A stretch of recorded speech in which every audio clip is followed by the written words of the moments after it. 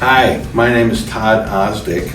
I'm a surgeon with Beacon Health System at Three Rivers Hospital. Most people aren't aware of this, but Colorectal Awareness Month has been around now for 26 years. It was started in 2000, and not that many people are really aware, so I don't know about the job that we've done, but I'm going to try and make that a little bit better.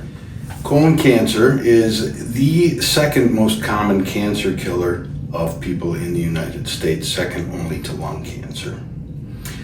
Approximately 150,000, a little bit more, will be diagnosed with colon cancer this year, and about 53,000 people will die from it this year.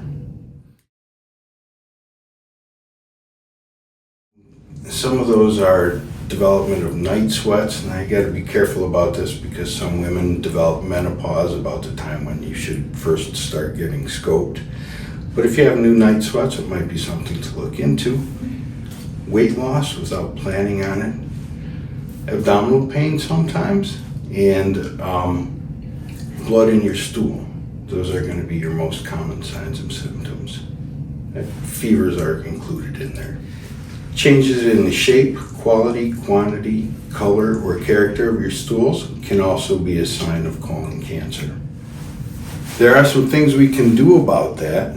There are, of course, some risk factors that we can't do anything about. Those are things like inflammatory bowel disease, like Crohn's disease, and ulcerative colitis.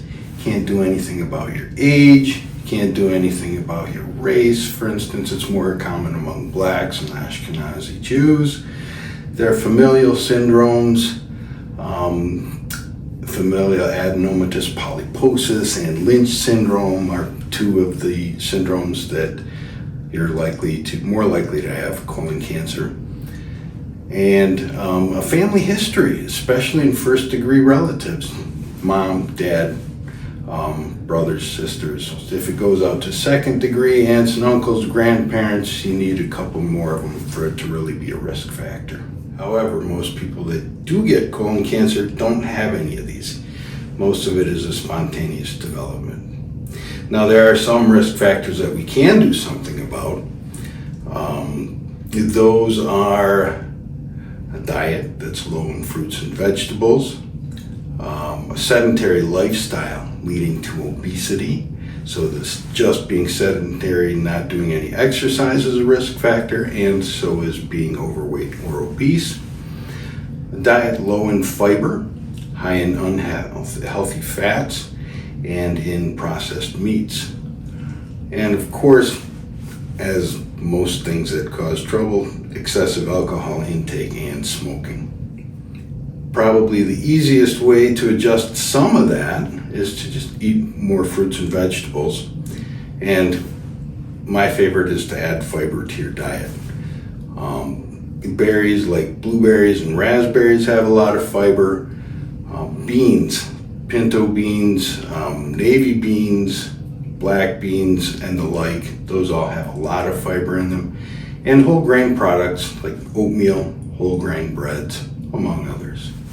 Probably the most important thing to do, though, is, especially as we get older, is to keep up with your colonoscopies.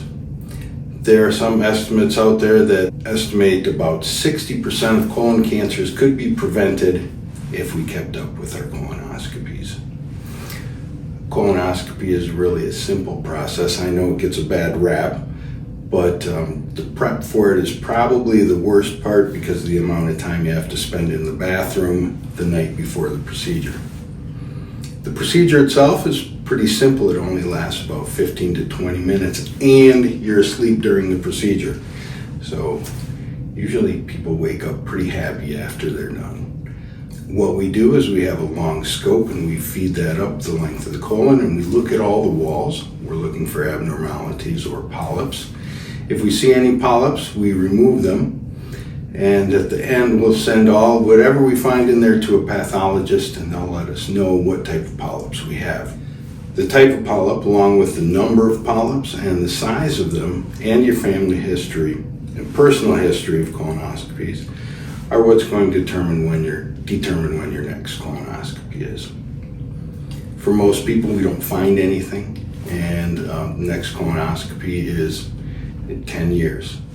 So I guess my point is, if we can prevent 60% of colon cancers, the second most common cause of cancer death, just by doing a colonoscopy, you have to do yourself a favor. Talk to your doctor about when this should be done and stay healthy. If you need to find a primary care physician, you can go to beaconhealthsystem.org.